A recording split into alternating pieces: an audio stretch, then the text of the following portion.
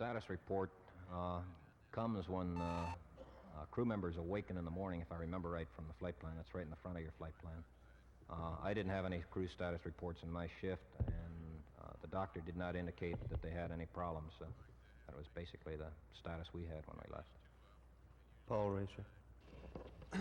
Gene and perhaps Dr. England, I'm sure y'all have gained a picture of possibly of what life is like up there, and I'd kind of like for you to share it with us. Are they, there's some confusion about where the astronauts are spending most of their time. Are they all huddled in the limb? What are they wearing? Are they having to dodge some foods because the salt content would make them crave water? This sort of thing. Any observations like that would be useful. Well, they seem to be spending one fellow in the command module all the time, two in the LEM. The guy in the command module should be sleeping, but these fellows are pretty diligent, and I'm beginning to sense that they're taking a lot of pictures of the moon and the Earth, and they're even doing some studies on some of the particles that are flying off the service module back there. I don't know whether that answers all of your question. I wouldn't describe them as all huddling down on the limb. They're pretty busy. Yeah. Paul Racer. Are they dodging certain foods because this would make them crave water, for instance? I don't know. I haven't heard anything like that. What garments are they in? Do you know? Are they constant wearers? Well, they'll be in the constant wear garment with their coverall. Jim Maloney. Two unrelated things. One, is there any way for the medics to know what their condition is? That is, if any of them at any time in the biomed harnesses?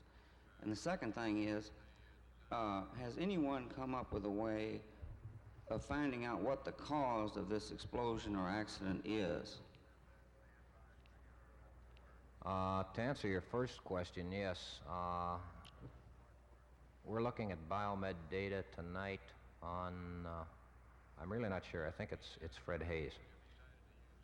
And what we're interested in there is to just monitor his condition as a function of, I'd say, a backup measurement of any possible CO2 buildup in the spacecraft.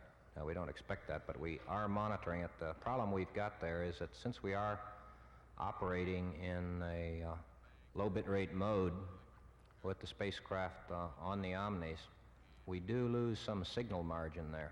And if this turns out to be a problem later on in the evening, we'll probably switch off the biomed instrumentation, because what it amounts to, it wipes out the rest of our other instrumentation at the power levels we're at. From a standpoint of what's being done to try and determine the cause of the explosion or whatever the problem was that happened in the service module, equipment bay in the area of the cryo tanks and the fuel cells, I really don't know, Jim. It's pretty much tough staying on top of our job without worrying about what happened many hours ago. Now, we are looking pretty deeply into the entire status of the command and service module, and we're trying to come up with, tomorrow, for instance, we expect to read up to the crew more or less a standard configuration we want them to go to for all of the switches, circuit breakers, and everything in the command and service module. We're looking for to see if we can make a test to verify whether the main B bus has any problems associated with it. And then tomorrow afternoon, we're spending a large amount of time looking at such things as reentry checklists, and particularly from a standpoint of establishing a timeline for separation from the service module and subsequently separation from the LEM spacecraft prior to coming into our entry interface time. So the primary work we've got going in the command and service module is to make sure we got a good one and do whatever troubleshooting we feel may be necessary, and then to really shake down those procedures. This gentleman here. Can you explain this collecting of water they're doing in the plastic bags, where they're getting it or what they're going to do with it? Or... Not potable. Yeah, I believe that's, they're collecting the water for their drinking and food purposes from the service module potable tank. And they're just using their normal procedures. Remember, they used to have this technique they use for separation of the H2 that may be in the tanks from the water. So it's just normal water collection procedures in the service module, or in the command module. Okay, let's take Carl Abraham and then 2 more questions. We're going to have to break it and let these gentlemen get some sleep. We were told before the burn that 2 people would be in the LEM and 1 would be in the command module. And later on I got a part of a quote which seems to indicate that maybe that wasn't the case. This quote was, "He's the only CMP that's ever witnessed a dips burn sitting on the SN engine can," which would lead one to believe that all 3 of them were in the LEM at the time of the burn.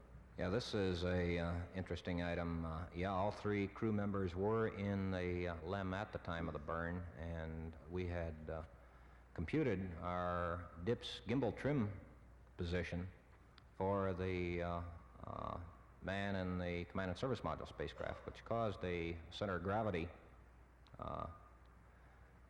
movement that caused the engine gimbals to compensate for the fact he was in there. So we saw that excursion, and then once we found out that, yeah, we had a CMP in the LEM spacecraft, we knew why the excursion.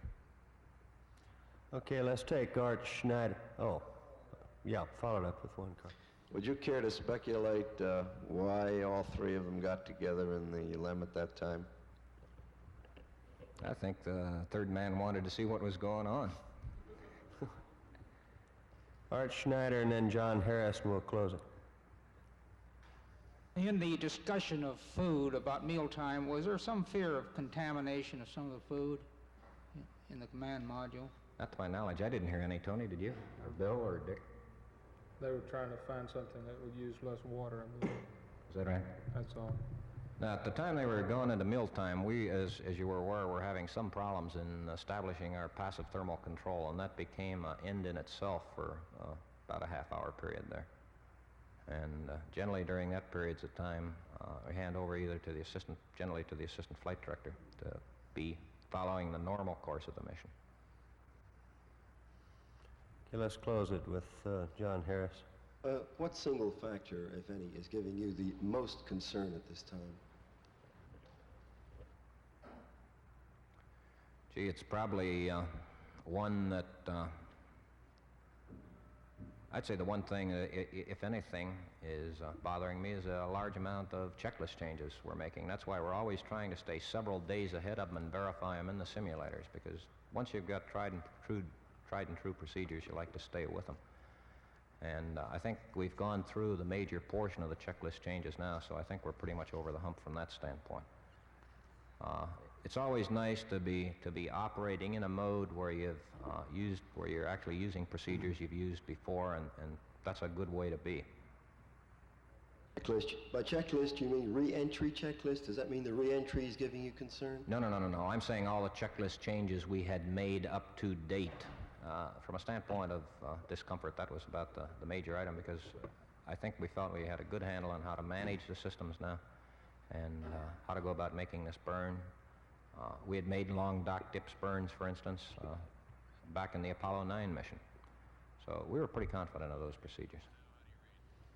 Thank you very much, gentlemen.